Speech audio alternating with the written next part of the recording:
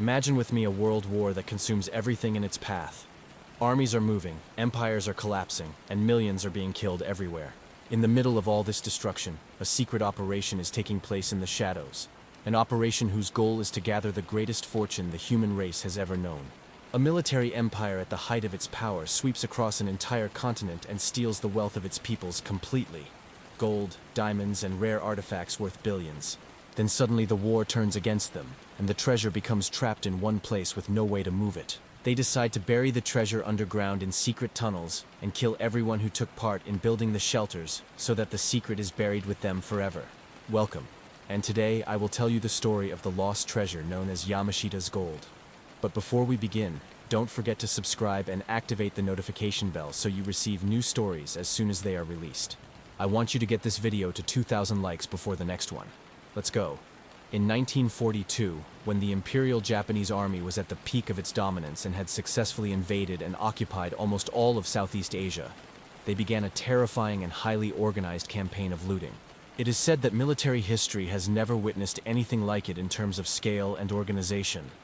After occupying any region, the Japanese would erase its wealth as if with an eraser. They stole anything and everything that had value. This systematic looting operation was known by the code name Golden Lily, and the mastermind behind it was Prince Chichibu, the younger brother of the Japanese emperor at the time. Members of the Golden Lily organization would enter a country and strip it of everything it had. The looting was not limited to banks and financial institutions. They stormed museums, temples, art galleries, and even libraries containing rare books and ancient manuscripts.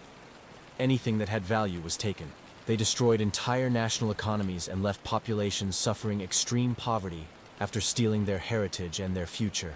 The looting carried out by the organization was so extensive that it even targeted black markets. Criminal gangs in those countries were not spared either. After collecting enormous quantities of treasures in all forms and sizes, the biggest challenge became how to transport all this wealth back to Japan without problems. To make transporting gold easier and hide its original identity, they melted it down and turned it into gold bars so no one could know where it came from or what its source was. They stamped the bars with Japanese markings and symbols to make them appear as if they were originally Japanese, allowing them to launder the reputation of the stolen gold in the eyes of the world. After converting the stolen wealth into clean bars by their standards, they began gathering all the gold and transporting it to the Philippines. The Philippines was chosen as the central hub because it lay in the middle of the vast Japanese empire, making it the ideal station for storing and cataloging the treasures before shipping them to Japan. At the beginning of the Golden Lily operation, everything went smoothly. The plan was simple. Gold and treasures would be collected from all occupied countries, sent to the Philippines, inventoried there, and then loaded onto ships and sent to Japan to support the war economy. For an entire year, the network functioned at full efficiency, and gold flowed into Japan like a river. But in June 1942, something happened that changed everything and altered the fate of the treasure forever. Japanese and American forces clashed in a brutal naval battle near a small island in the Pacific Ocean called Midway Island. Although the battle lasted only 4 days, the result was catastrophic for the Japanese. In those 4 days, American forces sank 5 massive Japanese ships, destroyed 270 aircraft, and killed around 3,500 Japanese soldiers and sailors. This loss meant that Japan completely lost control of the sea.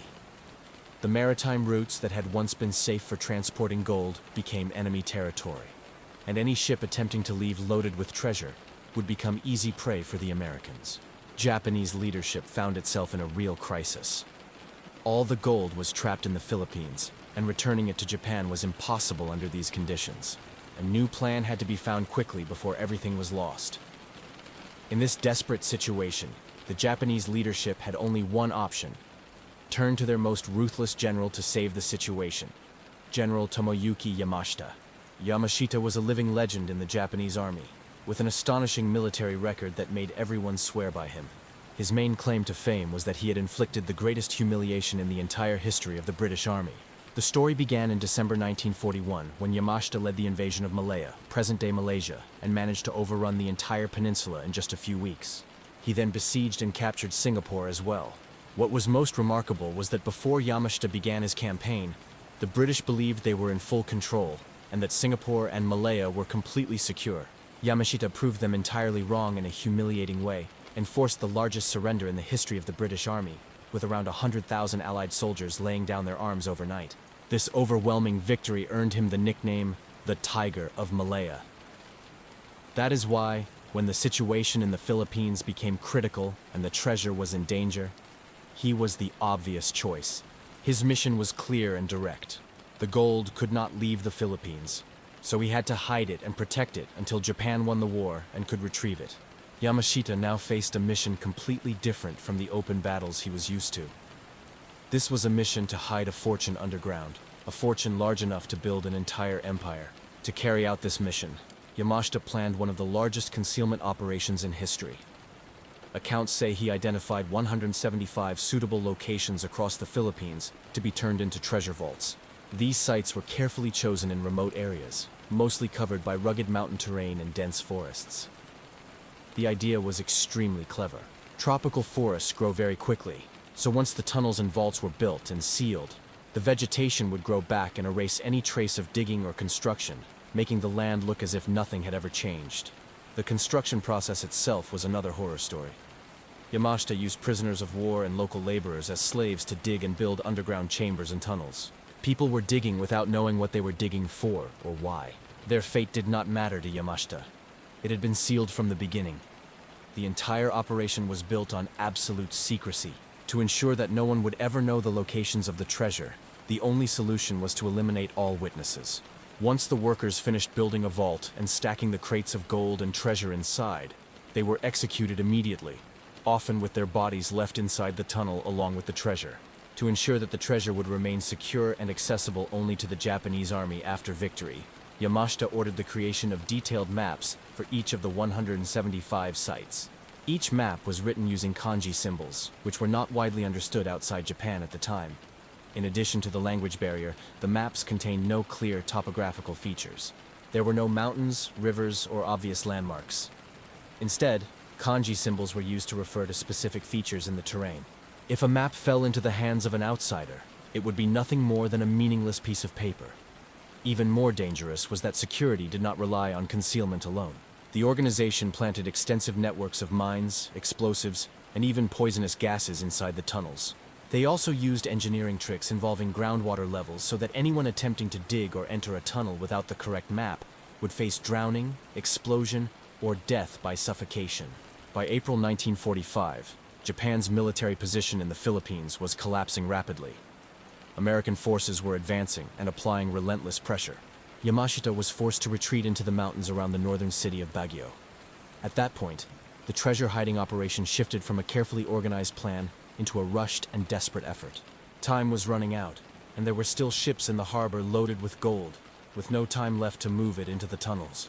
The desperate decision was made to sink the ships themselves, so the treasure would sink with them. One of the most terrifying actions Yamashita took was ordering senior engineers to seal the final vault they were working on.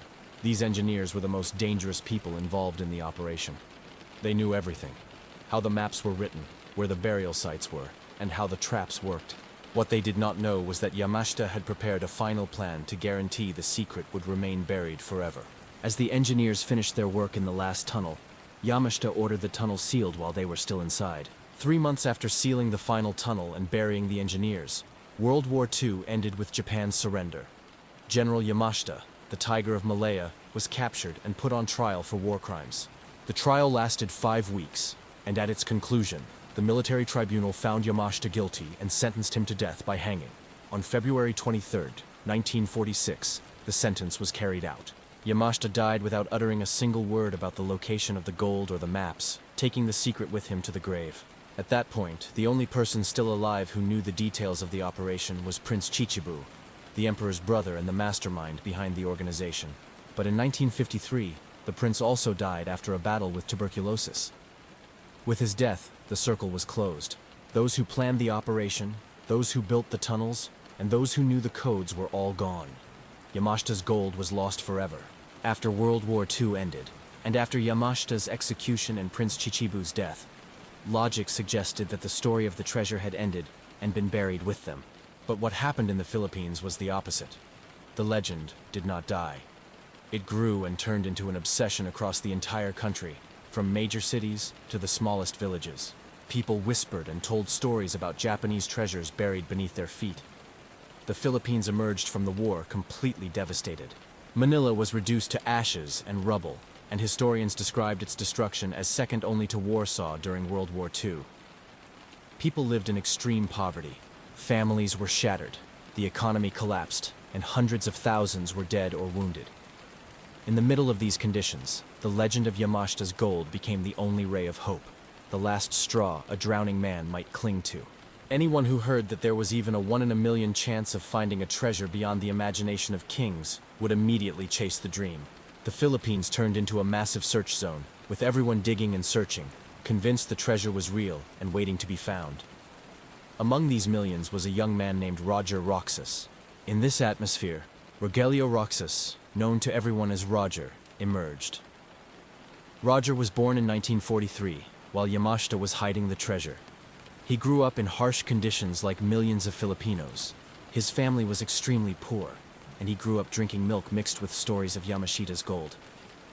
He began his working life as a locksmith and lived in the northern city of Baguio, the same city where Yamashita had made his final stand. Roger reasoned that if Yamashita had been trapped in Baguio during the final days of the war, then at least part of the treasure must be hidden there. He decided to begin searching in his own city and the surrounding areas. He wasted no minute of his time, using a systematic approach, marking off one area at a time, eliminating it if he found nothing, and moving on to the next. He saved money penny by penny until he could afford a metal detector, a massive investment for someone in his situation. Years passed and Roger kept searching, but all he found were old coins, leftover Japanese ammunition, and scrap metal worth nothing. Despite this, he felt deep inside that he would find the treasure one day. In 1961, a major turning point came in Roger's life. After years of searching based only on determination and optimism, he finally found the lead he had been waiting for. A map of a secret tunnel. At that time, such maps flooded the treasure hunting market, but most of them were fake. Roger himself had seen many before. This map, however, was different, especially because he obtained it from a former Japanese soldier who claimed he had been in Baguio with the engineers who buried the treasure. The problem was that the map was written in the Golden Lily Code and contained no topographical markers, making it like searching for a needle in a haystack without even knowing where the haystack was. But luck was on his side. He met a man named Eusebio Okubo, who told Roger that he had worked as a translator for the Japanese during the occupation, and had personally translated for General Yamashita. Okubo said he had seen Yamashita supervising the transport of massive amounts of gold toward a tunnel near Baguio General Hospital. This information completed the puzzle. Roger now had a map and an eyewitness, and the search for the tunnel near Baguio General Hospital began. In May 1970, Roger decided to risk everything he had to reach the treasure. He gathered all the money he had saved in his life and formed a plan. He would hire a team of workers and systematically search the area near the hospital, section by section. Reaching the site was extremely difficult. The tropical forest surrounding the hospital was incredibly dense, and the terrain had changed drastically over the previous 25 years. Vegetation had grown wildly. They used machetes just to cut through branches so they could move. After 2 weeks of non-stop searching, Roger spotted the opening of a cave among the rocks. He and his team entered, but after about 100 meters they found the path completely blocked by a rock collapse. For Roger, this was a sign. He was certain the collapse was caused by dynamite used by the Japanese to seal the entrance, meaning the treasure lay behind the rubble. Roger and his team worked for 4 exhausting months, digging continuously through rock and soil. Finally, after reaching their limit, they broke through the barrier and opened a passage into the sealed tunnel. The moment they had waited for had arrived, but the first thing they saw was horrifying. In front of Roger were skeletons wearing tattered clothing. When he looked closely, he recognized Japanese military uniforms. These were clearly the engineers and soldiers Yamashita had buried alive to protect the secret. Alongside the remains, they found rifles, wires, and old radio equipment, confirming they were in the right place. But the tunnels beyond were vast and complex. Roger and his team spent weeks exploring passage after passage, day after day, but found nothing except darkness and soil. Despair crept into Roger's heart. His savings were gone, the money he borrowed was gone, and he could no longer pay the workers. One by one, the team left. After 6 months of digging, Roger found himself broke, alone, and convinced he had wasted his life chasing an illusion. He reached the point of total despair and decided to give up. At the last moment, before packing up and leaving forever, he made one final desperate attempt. He turned on his metal detector and walked it across the floor of one of the tunnels. Suddenly, a loud buzzing sound came from the device. That sound was the most beautiful music Roger had ever heard. It meant the moment he had waited for all his life had finally arrived. He began digging frantically at the spot indicated by the detector, and what he uncovered took his breath away. He discovered a golden Buddha statue, crafted in the Burmese style, standing 1 meter tall and weighing approximately 1 ton, about 1,000 kilograms of gold. Around the statue were wooden crates stacked on top of each other, filled with gold bars. Roger felt like he owned the world.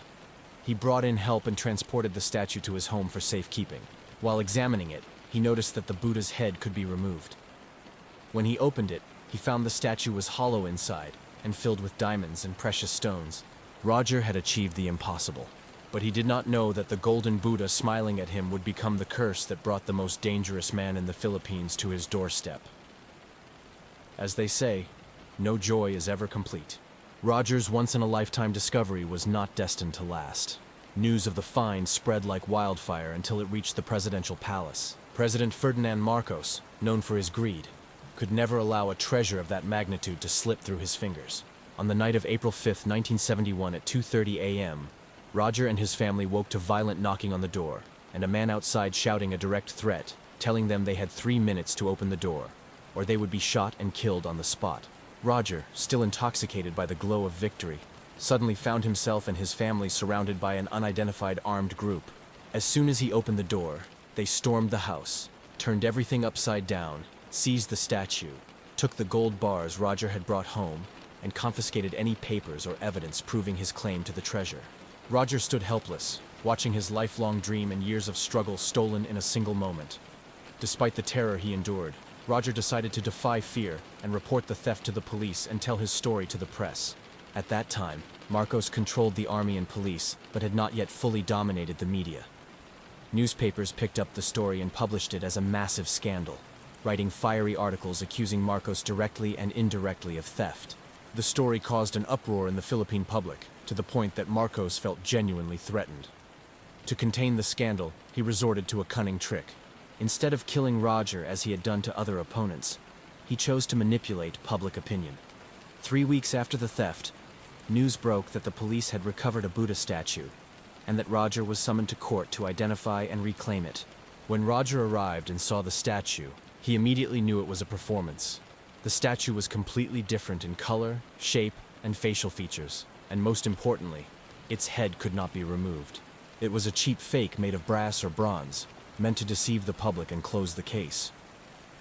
The judge, who happened to be the president's uncle, expected Roger to say yes and thank the president.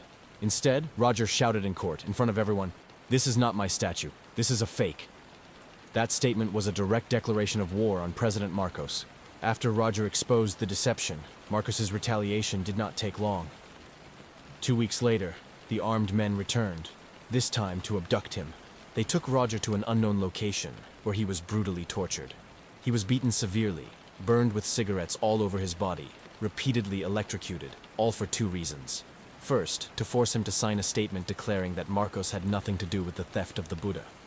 Second, to reveal the location of the rest of the treasure. They knew Roger had found an Alibaba's cave, and wanted to know exactly where the tunnel was. Under unbearable pain, and after total physical and psychological collapse, Roger gave in. He signed the statement clearing Marcos and revealed the tunnel's location. Years passed. In 1986, the Filipino people rose up to end an era of oppression. A massive popular revolution forced Ferdinand Marcos and his wife to flee the country and seek refuge in Hawaii. When revolutionaries stormed the presidential palace, they found treasures, priceless artworks, and thousands of shoes belonging to Imelda Marcos, proving the couple had lived in a completely different world from their impoverished people. The obvious question was, where did all this obscene wealth come from? The logical explanation was that Marcos had looted the state treasury. But years later, when Imelda was put on trial for corruption and embezzlement, her defense claimed that the family's wealth did not come from public funds, but from Yamashita's gold that Marcos had found. Meanwhile, Roger was still alive, but he was a broken man. He had lost everything. He lost his right eye forever due to torture. He lost his money, his dignity, his dream, and even his wife, who left him. Despite all this, Roger believed that justice had to be restored. When he learned that Marcos had fled to Hawaii and was now under US jurisdiction, Roger traveled to the United States and filed a lawsuit against him, accusing him of theft and torture. The legal battle was long and brutal, lasting for years, even after Ferdinand Marcos died in exile in 1989. Roger continued the case against Marcos's heirs, hoping justice would prevail. In 1996, after a bitter legal struggle, the court and jury reached a historic decision. They ruled that Marcos had indeed stolen the treasure from Roger and awarded him an astonishing $22 billion in damages, the largest civil compensation award in history. The ruling was an official acknowledgement that Roger was telling the truth, that Yamashita's gold was real, and that Marcos was nothing more than a criminal thief who stole the dream and labor of a simple man. But if you think the story has a happy ending, unfortunately, it does not. Roger never lived to see his victory. He died suddenly at the age of 49 on the very day he was supposed to hear the verdict. The tragedy continued in 1998 when the Supreme Court overturned the massive compensation award due to difficulties in determining the treasure's value. The case remained trapped in legal limbo between the lawyers of Roger's heirs and those of Marcos's family. Roger's story ended in a bitter way, but it left behind a haunting question. If Roger found just one of Yamashita's vaults, then where are the other 124? Is the gold of the Japanese Empire still buried beneath Philippine soil, waiting for a new Roger? Or will it remain a secret buried forever? That brings us to the end of the story. I'm waiting for your opinions, and if you have a story you want us to tell, write it in the comments. The idea that gets the most engagement will be made. Show your support with a subscription, a like, a comment, and share the video with anyone you think would enjoy it. I'll see you next time with an even more exciting story. Goodbye.